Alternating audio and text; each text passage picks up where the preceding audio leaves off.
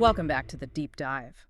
So, today we're heading to a European capital that feels like it's living in two times at once.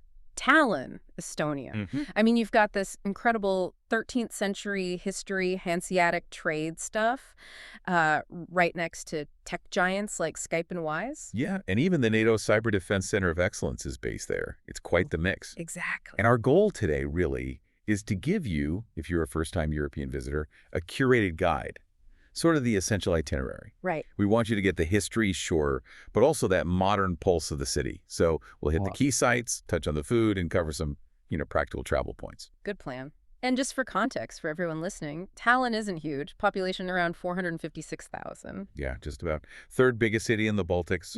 And historically, it was known as Revel. Revel. I read the name Tallinn might come from Tanilina. That's the theory, yeah. Yeah. Danish castle. Yeah, Goes right back to the Danish conquest in 1219. It sets the scene perfectly. it really does. Okay, so where do you start? It has to be Vanillin, the old town, right? Absolutely, no question. It's a UNESCO World Heritage Site for a reason. One of the best preserved medieval town centers in Europe, hands down. And it's walkable. I read it's surprisingly compact. Oh, incredibly so. That's Okay. key. Our sources all highlight this. Mhm. You can genuinely cover the main historical spots just walking in maybe 4 hours. Obviously not counting long museum visits. Wow, okay. It's all cobblestones, these winding streets connecting the lower town and the upper town. Perfect for just wandering. So let's start down low and all in the lower town. The main square there is Raikoja Platz, Town Hall Square. That's the one, the hub. And the town hall itself is, well, pretty special. It's one of the very few in Europe that's still standing pretty much in its original medieval form. That's amazing. But what about that pharmacy? That detail blew my mind. Ah, the Old Town Pharmacy, yes. Right across from the town hall. It is, and this is wild, the oldest continuously operating pharmacy in the world. Continuously. Since when? Since at least 1422. Think about that. It's been dispensing remedies through everything. Plagues, wars, different rulers without stopping. 1422. That's just hard to wrap your head around. It really is. And as you walk around the lower town, you'll see the city walls. Yeah. Huge, imposing things. Right, though not all of it is left. No. About half the original 2.5 kilometers survive, plus around 20 towers. But they were crucial back in the day. Northern Europe's strongest defense line, basically.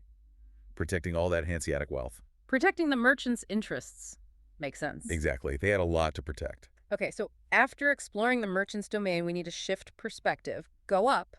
Up to Tumpi, the upper town. What's the difference historically? Why the split? Well, Tumpi is this limestone hill. It rises, 20 or 30 meters pretty sharply above the rest. This was always where the rulers were, the castle, the conquerors, the nobility. Today, still the seat of power. Pretty much, yeah. Yeah. Estonia's parliament is up there. And you also have the very impressive Alexander Nevsky Orthodox Cathedral, that big onion dome church. Ah, okay. And if you want the view, a postcard shot. Then you need to find the Katowice viewing platform. That's the spot. What do you see from there? Everything. The red roofs of the old town tumbling down, you can see out towards Kalamaja, the sea. You even see the ferries heading off to Helsinki. It's spectacular. Sounds like a must-do. Now, you mentioned towers earlier. Besides just seeing them, can you actually go up any? Okay, two really stand out. First, St. Olaf's Church, Olavist. Fun fact. Yeah. It was supposedly the tallest building in the world for a while, back in the 16th and 17th centuries. The tallest in the world. Wow. Is it a tough climb? It's 259 steps. And the sources are very clear. You end up on a very narrow catwalk around the spire. Uh-oh. Precarious. Definitely sounds like it. Thrilling, I imagine, but maybe not if you dislike heights. Okay, noted. My favorite name from the sources, though, has to be Keek into Cook. Huh, yes. Peek into the kitchen. What's the story there? It's just a great medieval joke, basically. Yeah. The tower was so tall, the guards up there quipped they could literally peek down the chimneys into people's kitchens in the houses below. That's brilliant. And it's a museum now. Yeah, it's part of a larger complex with the bastion passages, these underground tunnels. And the way they've set it up is clever. You go down deeper underground, and you travel back in time. Oh, cool. Yeah, you start maybe with WWII exhibits near the top, then descend through layers into the 13th and 14th centuries, finding old stone carvings, tombs, that sort of thing. That sounds like a really unique experience. And one more big tower, Fat Margaret. Pax Margarita, right by the harbor entrance. A massive cannon tower. The walls are supposedly up to 6.5 meters thick in places. Whoa. It's seen a lot. Even served as a KGB prison during the Soviet era. Now, fittingly, it's the Maritime Museum. And didn't they find an old shipwreck near there recently? They did. In 2015, they uncovered the wreck of a 14th century Hanseatic cog, a type of trading ship. It's now part of the museum display.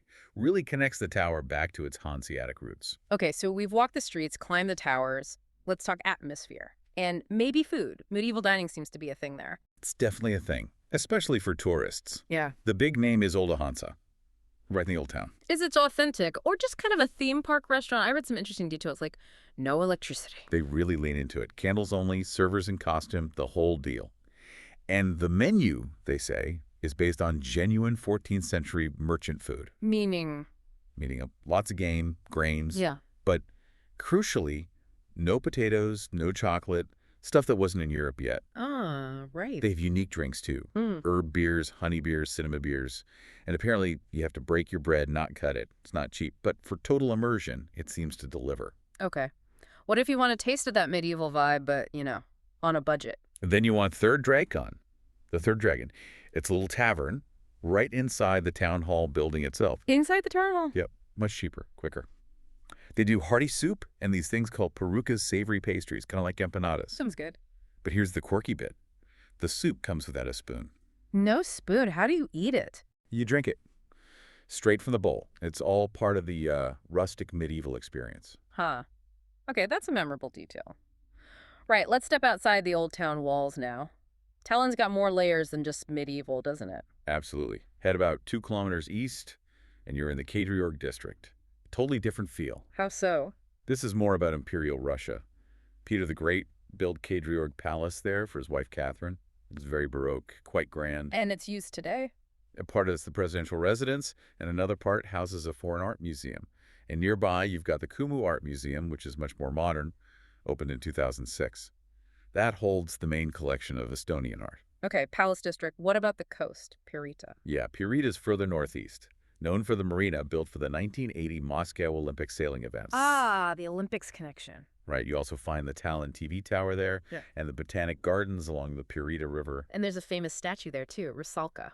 Yes, the Rusalka Memorial. It's a very popular spot, great views back towards the harbor. And interestingly, it's often used for Russian wedding photos, apparently. Shows those coexisting cultural layers again. Okay, we've got medieval, Imperial Russian, Soviet, Olympic remnants. Where's the modern Tallinn? The tech hub side. Where do you feel that 21st century energy? For that, you need to check out areas north of the Old Town, like the Rodermani Quarter and Kalamacha.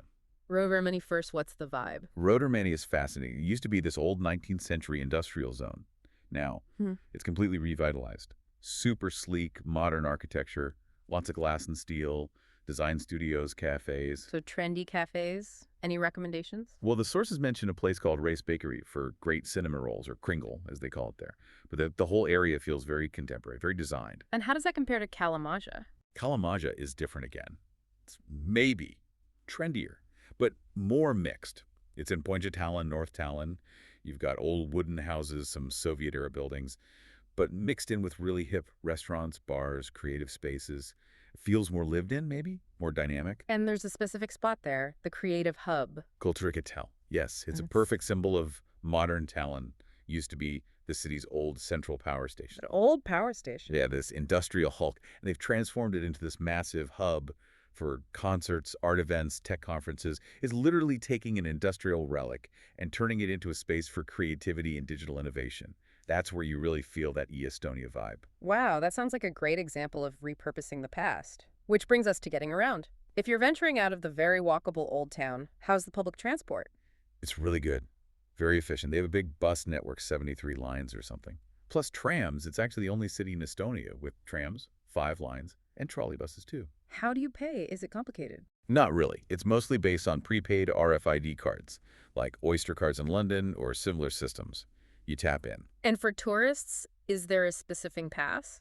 Yes, the Tallinn card is probably the way to go for most visitors. Why is that? Because it bundles everything together. You get free entry to tons of museums and sites, plus free use of all public transport. Just makes things easier. Makes sense. And what about travel beyond Tallinn, especially thinking about Finland? Tallinn's port is huge. Seriously busy, handles over 10 million passengers a year. The connection to Helsinki is super quick and frequent. How quick? Helsinki is only about 83 kilometers away across the Gulf of Finland. The fast ferries take maybe 2 to 3.5 hours.